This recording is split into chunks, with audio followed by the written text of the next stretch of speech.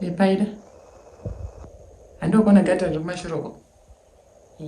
Kana wapedza zvauri kuita, womanya kugarden uko unotema muriwo. Asi uende uchinyangira because ndera landlord wangu ukaonekwa unotukwa. Mungu asati ane mari. Asati atambira. Nyama tichadya zvekuti tikutochaya chete. Mama manje mugarden mevanhu hazvizokuti ko ndikazooneko. Ukangobatwa urimo unongoti uri kutsvaga hwiza. Pane chinonetsa here? Handi mugarden muri green. Ndomunotambira hwiza. Saka ukalandlord wamwe ukangosvika unongoti uri kutsvaga hwiza. Handi wakabva kumusha vanhu kumusha munoda hwiza. Saka vanotozvibhelieve. Asi mama angu ka tinotwadira zviri kundremera weni zviri kuba mugarden mevanhu. Ndambozvijaire. Kuye murume wanyari kutambira rene nekuti inini bosi nadukwanisi kuti anhu amuriwo mugarden memunhu zvinhu zvinotongorira. Kana isu tinoti mamuri mugarden mukuru utakana mweyo.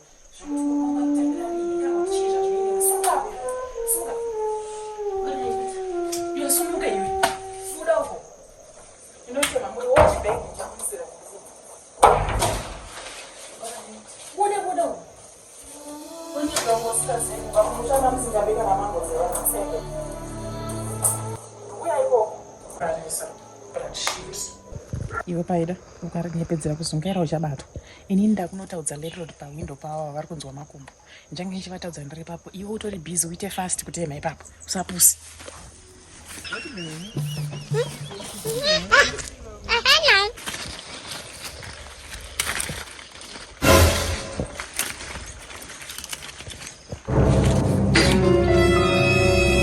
Mwera shonga umo. Masquera.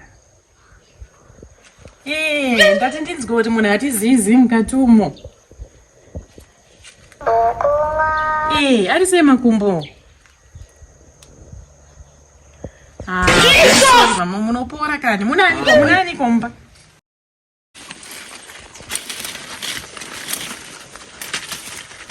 Varipo here vasikana vanditi kana ndabika ndokuisirawo kasadza? Alright, aiwa ndati ndikuisirei kasadzazve. Alright, handauzoti varimo. Alright mama. Ndichakuchekai mangwana.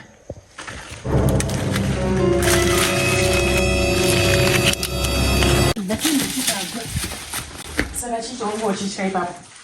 Mama ka nozvamanisa zvakaoma nasanambozviita. Kuba muriwo vanhu mugarden. Kumochanesa zviita. Ari zvasati nambobva chamboba muriwo tatiwe negarden redu. Iye murume unyatambira reni.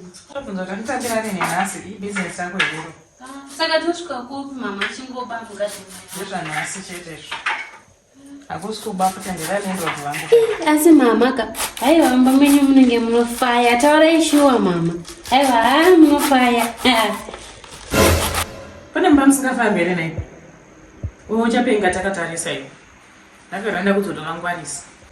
Aiwa ina ndangoti zvokungofara sanezuro mumanheru so maingofara muri munhu anongogara ningofara nemurume wenyu chete zvinhu zvongondiyevedzawo chete mama. Chikasika upedza kuningirira kucheka muriwo umbwa wakasika wofraya da kuti murume wangu asvike sadza racho already.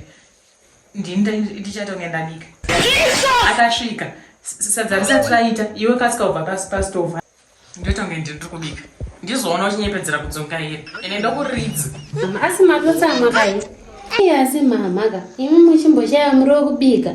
Pei yangu munozondipa sei mushaya muri wokubika? Ini handizooni muchindipa pei yangu ini mama nekuti ndikuona kunge mukuita zvokubatanidzira paupenyu hwenyu. Ndine madhauti. But chii? Senge but shit. Undijairira. Ndakona sechiwe. Ndoudzwa newe balance rokuti ndeta upenyu hwebalance. Ndokujairira.